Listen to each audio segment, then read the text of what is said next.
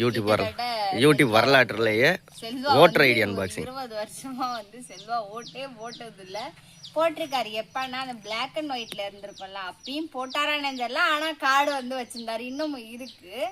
இப்ப நான் கலர்ல உள்ள கார்டு கல்யாணம் ஆகி வந்து ஃபர்ஸ்ட் தடவை செல்வா வந்து ஓட்டு போட போறாரு. நான் வந்து கல்யாணம் ஆகி கூட 4-5 தடவை போட்டேன். ஆனா செல்வா வந்து இப்பதான் ஒரு தடவை போட போறாரு. ஓகே, ஓட்டர் ஃபர்ஸ்ட் இரு நான் அதை கையில் எடுத்துக்க.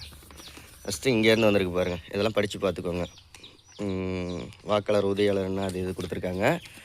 ரெண்டாவது இது எதோ கொடுத்துருக்காங்க. அடுத்தது இது எங்கேருந்து வந்திருக்குன்னா மாவட்ட தேர்தல் அதிகாரி அவங்க அனுப்பிச்சிருக்காங்க. இது அப்ளை பண்ணி வந்தது.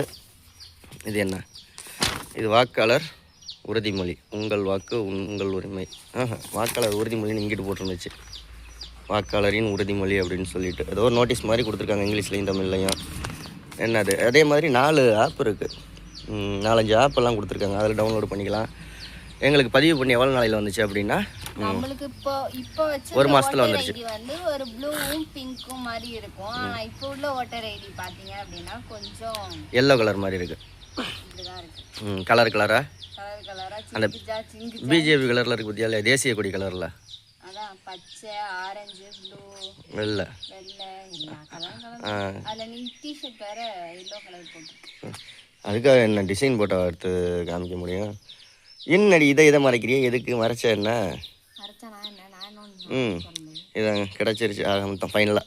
ஆன்லைனில் ஆல்ரெடி ஒன்று டவுன்லோட் பண்ணி எடுத்தாச்சு. இது வந்து போஸ்ட் ஆஃபீஸ் மூலியமாக நீங்கள் வந்து ஆன்லைனில் நீங்கள் அப்ளை பண்ணீங்க அப்படின்னா உங்களுக்கு ஆன்லைனில் நீங்கள் எடுக்கிறத விட, ஆனால் அவங்க சொன்னாங்க லேட் ஆகும்னா எங்களுக்கு வந்து ஓட்டர் ஐடினால இப்போ ஓட்டு போடுறதுனால சீக்கிரம் வந்து 15 மாதத்தில் வந்துருச்சு அப்ளை பண்ணி.